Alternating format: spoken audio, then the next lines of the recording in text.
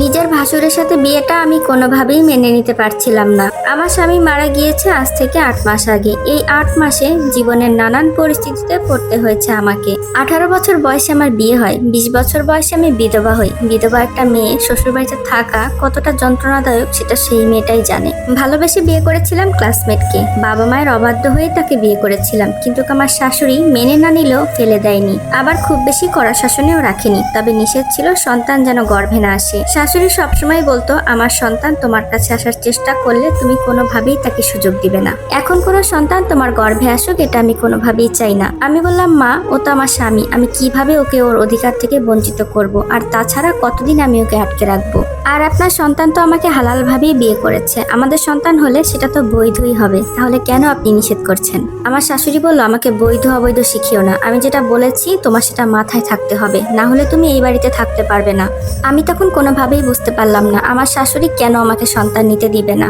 আমার বিয়ের কয়েকদিন পরই হঠাৎ করে আমার স্বামীর অনেক বেশি জ্বর আসে, আর রিপোর্টে ধরা পড়ে তার ডেঙ্গু জ্বর হয়েছে। কত ওষুধ, কত চিকিৎসা, কত কান্নাকাটি, কোনো কিছুতেই কোনো কাজ হলো না। আমার স্বামী মৃত্যুর সময় আমার শাশুড়ির হাত ধরে বলে গিয়েছিল, মা আমার বউকে তোমার কাছে আমি রেখে গেলাম, ওকে তুমি সাবধানে দেখে রেখো, অনেক ভরসা করে তোমার কাছে রেখে যাচ্ছি, শেষ বিচারের দিন যদি সুযোগ হয় তাহলে আমি আমার আমানত ফেরত চাইবো।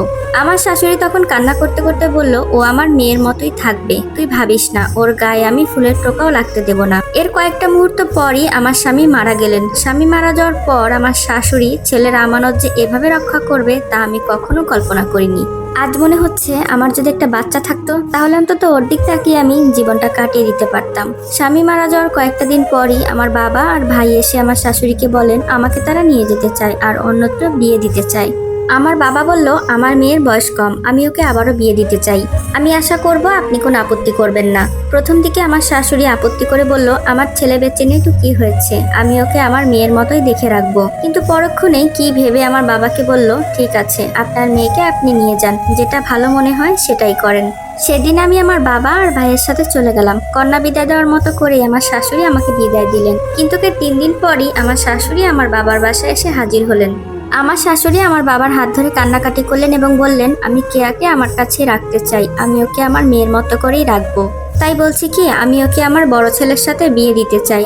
আমার শাশুড়ির মুখে এমন কথা শুনে আমি বললাম, মা এসব আপনি কি বলছেন?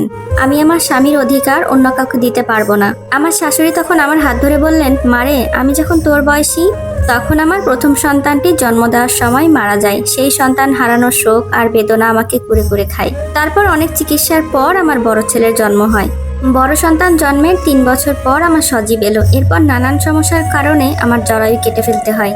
আমি আর সন্তান জন্ম দিতে পারিনি। তাই আমি চেয়েছিলাম তোমার বয়সটা একটু হোক, তারপর বাচ্চা নিলে ক্ষতি হবে না তোমার, এতে করে তোমাদের ইচ্ছাটাও পূরণ হবে। কিন্তু আমি যদি জানতাম যে আমার ছেলে এত তাড়াতাড়ি দুনিয়া ছেড়ে চলে যাবে তাহলে আমি কখনোই নিষেধ করতাম না সন্তান নেয়া থেকে।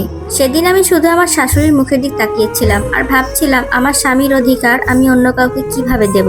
বাবার বাড়ির সবাইকে কথা বললে তারা আমাকে আরো বলে, আমরা তোর জন্য ছেলে দেখছিলাম, এখন তোর শাশুড়ি যেটা বলে এটা করলে তো সবারই ভালো হবে, যদি তুই ওই বাড়িতে ফিরে যাস তাহলে আমরা খুশিই হব। আমার বড় ভাসুর পড়াশোনার জন্য জাপানে গিয়েছিল, কথা ছিল আমার স্বামীকেও নিয়ে যাবে, কিন্তু সবার অমতে পালিয়ে বিয়ে করার কারণে আমার ভাসুরের আগে আমার স্বামী বিয়ে করেন। আমার ভাসুরের সাথে আমাকে একা কথা বলতে দিলেন। তিনি আমাকে বললেন,